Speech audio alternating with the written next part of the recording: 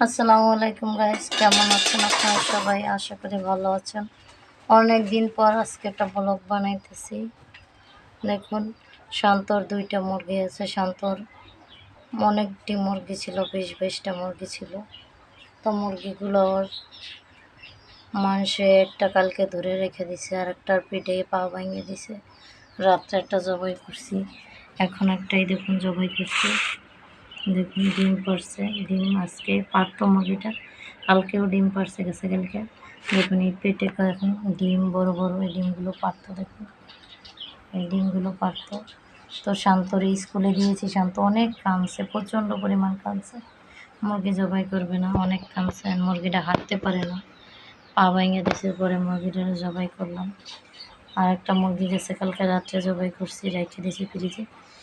আর 5টা মুরগি বাজারে নিয়ে বিক্রি করে দিছি, কেজি মাপে বিক্রি করে দিছি। শান্ত অনেক কাঁদছে, এখন 2টা মুরগি রাখছি।